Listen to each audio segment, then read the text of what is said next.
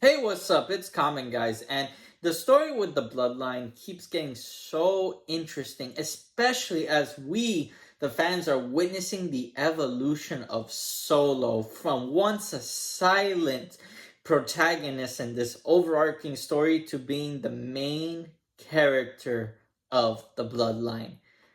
Here we go. So SmackDown begins with Paul Heyman and the Bloodline taking center stage.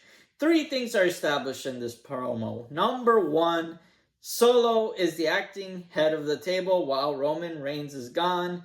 Tama Tonga and Tonga Loa are the new Bloodline members that are going to help basically establish and re-establish the dominance of the Bloodline.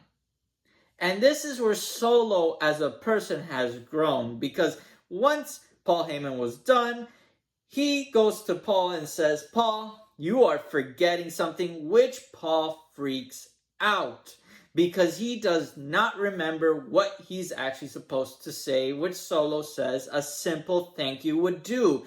This is a reference from last week where the Bloodline saved Paul from Kevin Owens. You really got to give it to Paul in this situation because he knows that he is not part of the bloodline like he was before. In fact, he's in fear for his life and he's trying to figure out a way, but the bloodline has a very close eye on him.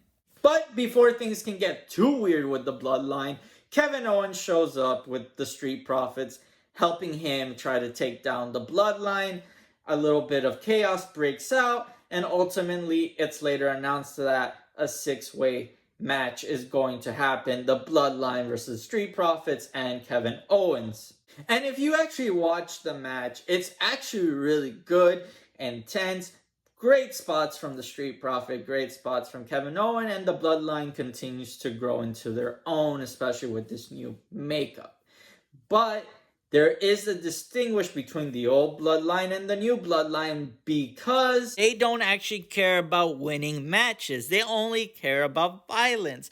When the Street Profits and Kevin Owens had turned the tables and the bloodline seemed like they were losing, Solo takes out that steel chair and disqualifies the match, but they go on a tear. Solo not only delivers a Samoan spike, he also does, for the first time I believe, a spear like Roman Reigns, once again showing that he is becoming the leader of the bloodline.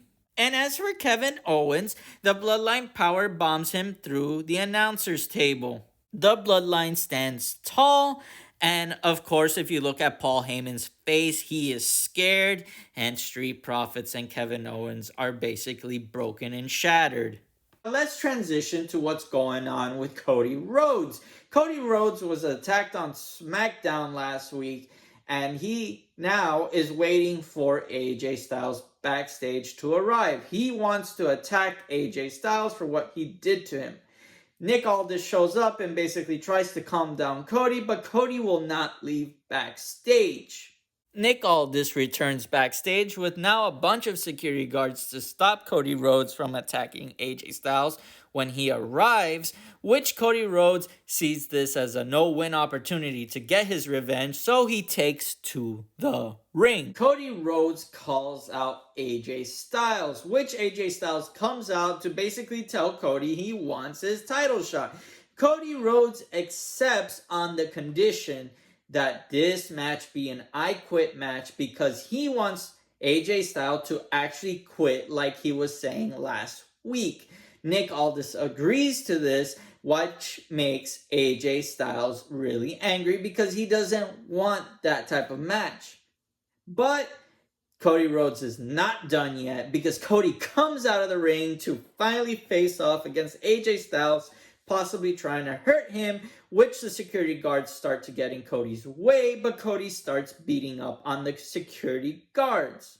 Too many security guards against Cody Rhodes. They're able to hold him down, allowing for AJ Styles to get a quick hit on Cody before running backstage. Cody Rhodes is visibly angry because of this, but they did get their match, and I cannot wait to see how this is going to go down. And as for an LA Knight update, LA Knight finally got the attention of Logan Paul, which Logan Paul basically says, I've fought bigger champions than you, and you have not even been a champion. I'm gonna relegate you to the mid card where you belong. But it seems that we are going to get that LA Knight versus Logan Paul match.